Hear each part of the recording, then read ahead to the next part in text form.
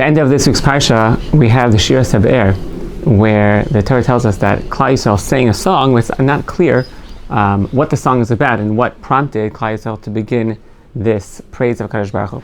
So Rashi explains the psukim immediately preceding.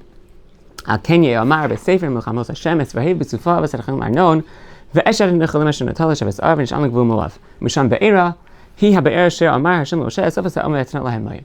Rashi explains al pi Chazal that these psukim are describing, or at least hinting to us, the incredible events that led Klal Yisrael to sing. And what were those events?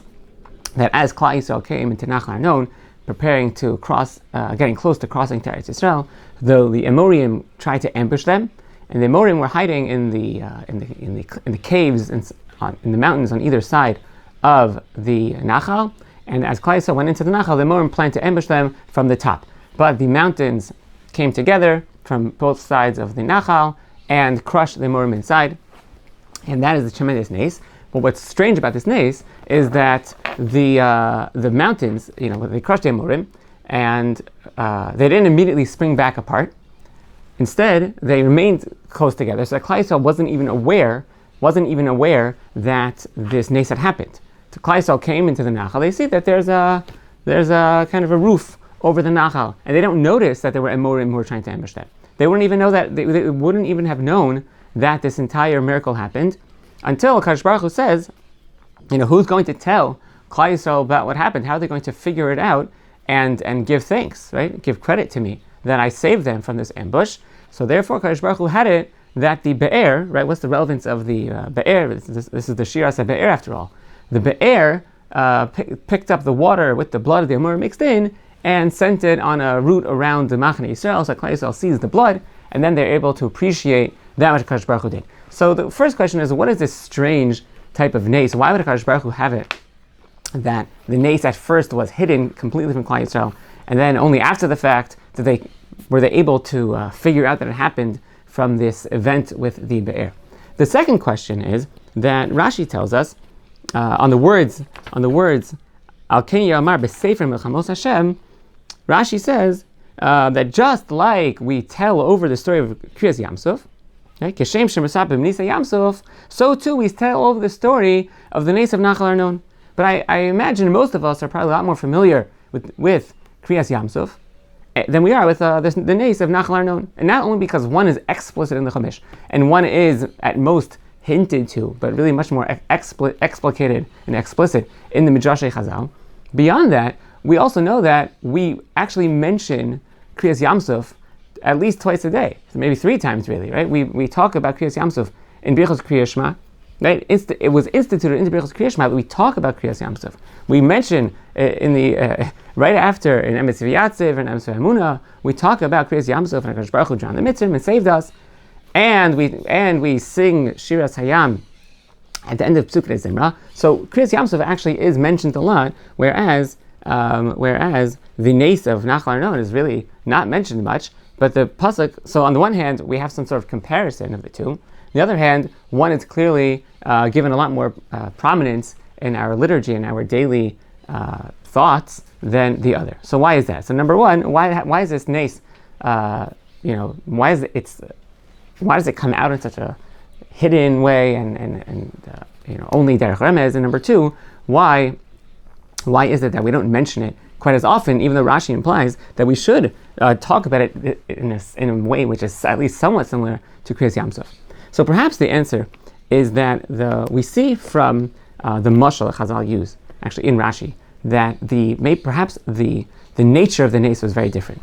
When it comes to Kriyas Yamsuf, so the word that Chazal chose that kind of defines Kriyas Yamsuf, we see in Emes V'Yatziv and Emes V'Emunah, is the word banim. Hamavir banav bein Gizrei Yamsuf. Right? Ra'u vanav givraso shibuchu l'ishmo. When we crossed Kriyas Yamsuf, we felt like we were banim of HaKadosh Baruch Hu. We understood. We saw the Yad Hashem. It was so overt. It was so obvious. So clear. It was HaKadosh Baruch Hu demonstrating to us, I am taking care of you like a father takes care of his children. It was Nisim Gluyim. The Yam was at the same time drowning the Mitzrayim and dry for Klal Yisrael. It was HaKadosh Baruch Hu appearing in a way that he completely violated the laws of nature, a completely supernatural experience, And it was overwhelming, and we clearly experienced in such a direct way how Kadosh Baruch Hu takes care of us, and the response, therefore, was total shir v'shavach, az yashir Moshe, and the capstone of Yetzias Mitzrayim is Kriyas Yamsuf. At Mitzrayim, Kadosh Baruch Hu came and revealed himself to us, that he has taken us to him, and at Kriyas Yamsuf, it's the capstone on that process. And therefore, it deserves every day when we say Kriya Shema and we say so Kriyas Yamsuf is the hemshich of that. In Emes V'Yasav and Emes V'Emuna, we continue when we say that we remember Yetzias Mitzrayim. We also remember how Kadosh Baruch Hu took us across the Yam. The nace at Nachal Arnon was completely different. Chazal's mashal here is not that of father to child, but rather it's not between Kadosh Baruch Hu and Klal Yisrael, but more between Eretz Yisrael and Klal Yisrael. The mashal Rashi gives is that the mountains came out to greet Klal Yisrael, Kishil Chayotzes Lahakbil Pnei Gevirta. This was an expression of the relationship to Klal Yisrael and Eretz Yisrael. That Eretz Yisrael is excited for Klal Yisrael to arrive. Eretz Yisrael brings out the red carpet to invite Klal Yisrael. And that type of nace is going to occur in a manner which is more covert, more hidden, more hidden from the eye, in a way that we have to look around and appreciate that it's happening. The Nachal didn't come like it wasn't like HaKadosh Baruch Hu appealing at Yamsuf and subverting nature. Rather, we're just walking through the water, and behind the scenes, without us realizing it at first, Kadosh Baruch Hu is making it that the land itself is doing things to make our arrival miraculous. And it takes a second look, a third look, to appreciate that this is happening, but that's the very nature of life in Eretz Yisrael. Life in Eretz Yisrael is life under the eyes of Kadosh Baruch Hu, but it's not going to be overt nisim like Kriyas Yamsuf. It's going to be things that Kadosh Baruch Hu is directing behind the scenes, and we have to take a second or third look. But once we take that second or third look, and we appreciate the hashkacha that goes into it, then we sing a Shiras HaBe'er. I think that's the difference between Shiras HaBe'er and Kriyas Yamsuf. And so on the one hand, the Chazal tell us that kishem that we're mesaber nisa Yamsuf, so too kachi shesaber b'nisa Nachal Arnon. On the one hand, both nisim require us to give shevach to Kadosh Baruch Hu. On the other hand, the two nisim are very different. One is overt and one is hidden.